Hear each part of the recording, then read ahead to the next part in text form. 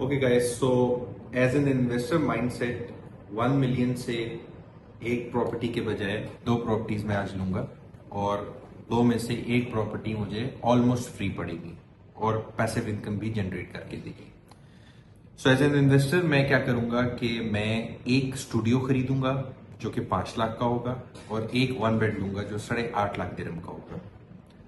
दोनों की down payment जो है तकरीबन 3,24,000 दिरहम पड़ेगी। अब क्योंकि मैं एक इन्वेस्टर हूं तो एक इन्वेस्टर क्या करेगा कि वो लेवरेज लेगा इक्विटी पे और पेमेंट प्लान के ऊपर।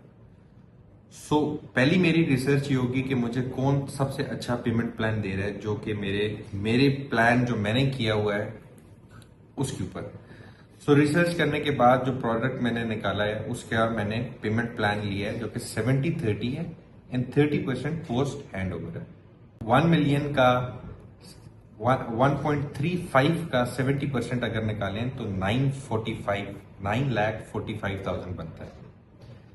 अब इसका मैंने 24% डाउन पेमेंट देनी है। सो 1.35 की 24% डाउन पेमेंट जो दूंगा, जो मैंने निकाली हुई है, दैट इज 3,24,000 AED। अब 70% जो पेमेंट मेरी बनती है वो 945 बनती है और मैंने ये 9,45,000 जो है मैंने पे करने over the period of 3 years. So एक स्टूडियो अगर 3 साल के बाद मैं अपनी इंस्टॉलमेंट्स वगैरह देता हूं तो मुझे अप्रिसिएशन क्या मिलती है। लेट्स सपोज मैं 1 साल की अप्रिसिएशन 10% लगाता हूं। कीप इन माइंड मैंने जो डेवलपर और कम्युनिटी चूज किया है उसके अंदर पर स्क्वायर फुट अभी भी लोएस्ट पॉइंट के ऊपर है। सो एंट्री पॉइंट मेरा लो हो गया और उसके बाद एग्जिट प्लान जो है वो मेरा अगर ब्रेक इवन पे भी दूं उस वक्त के मार्केट रेट के ऊपर भी दूं तो भी मैं प्रॉफिट में हूंगा, जो मैं भी आपको बताऊंगा। सो बेसिकली क्या हुआ कि 70% पेमेंट से मैंने अपने 3 साल गुजारे। अब पोस्ट हैंडओवर आ गया। अब मैंने क्या किया कि एक स्टूडियो को ऑफलोड किया उस वक्त के प्रॉफिट के ऊपर। तो 30% में अगर एप्रिसिएशन उसके ऊपर डालूं तो वो तकरीबन बन जाता है 6,50,000, यानी 1.5 लाख की एप्रिसिएशन आ गई, 1,50,000। वो एप्रिसिएशन से मैंने जो मेरा बैलेंस अमाउंट रहती है वो बैलेंस अमाउंट है तकरीबन 2,55,000 AED, जो मेरा 1 बेड स्टूडियो 1 बेड अपार्टमेंट की है। सो पीछे मेरे पास अगर मैं इसी पेमेंट से करूं, स्टूडियो के प्रॉफिट से ना करूं, तो मैंने क्या किया कि अपना स्टूडियो का प्रॉफिट जो है, सॉरी, वो 1.5 लाख मैंने डाला 255 बैलेंस के अंदर। पीछे मेरे पास रिमेनिंग रह जाता है 1 लाख, 1,05,000। अब 1,05,000 में किस तरह पे ऑफ करूंगा उसका भी बड़ा आसान तरीका है। अभी तक कीप इन माइंड मेरा कैपिटल मेरे पास आ चुका है, ठीक है। अब ये प्रॉफिट से ऊपर जो है मैं सेकंड अपना 1 बेड जो है वो क्लियर ऑफ कर रहा हूं। अब मैंने क्या किया कि वहां उस अपार्टमेंट को 2 साल का पोस्ट हैंड ओवर है मेरे पास, तो मैं रेंट पे लगा सकता हूं।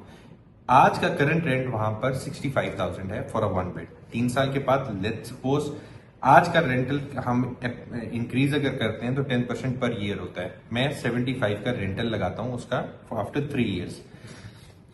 अब बैलेंस अमाउंट मेरे पास कितनी रहती है इंस्टॉलमेंट्स की मद में? वो मेरे पास 1,05,000 रहती है।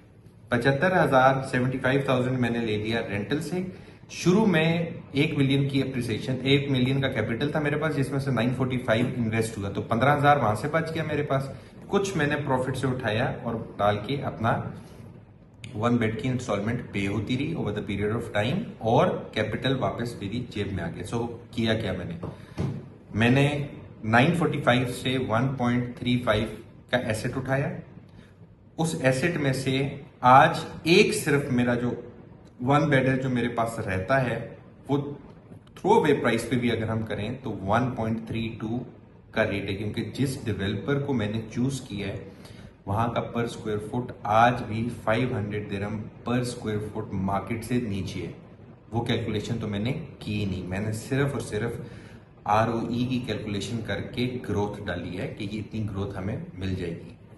अब वेयर एज कंज्यूमर क्या करेगा? कंज्यूमर क्या करेगा कि वो 1 मिलियन दिरहम लेगा, तैयार कम्युनिटी के अंदर जाएगा, will buy himself a 1 bed apartment और a studio apartment, whatever it is, जो उसकी कैलकुलेशन में आएगा, उसको रेंट पे लगाएगा, क्योंकि 8% का रेंट जो है वो मार्केट के एरिया उसको मिलता है। वेयर एज जब वो लेगा चीज और रेंट पे लगाएगा सो 8% क्रॉस उसको नहीं मिल रहा होगा।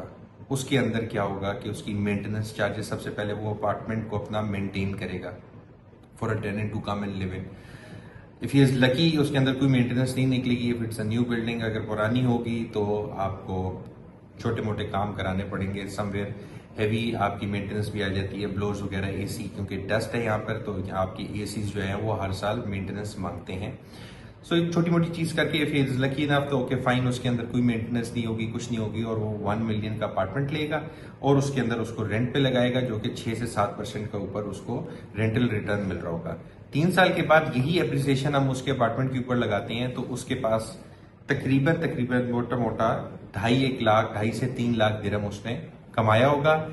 अब उसको एट सम पॉइंट नई इन्वेस्टमेंट करनी है तो क्या होगा, he has to sell the unit जो उसको पैसिव इनकम या रेंटल जनरेट करके दे रहा है।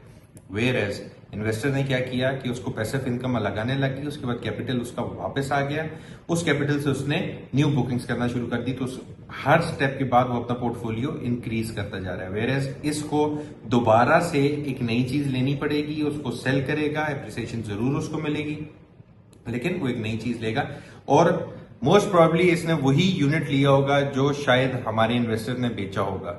सो आप अब ये फैसला आप लोगों के ऊपर छोड़ते हैं कि क्या इन्वेस्टर वाला फ्लिपिंग मॉडल इस्तेमाल किया जाए या कंज्यूमर वाला किया जाए। Thank you.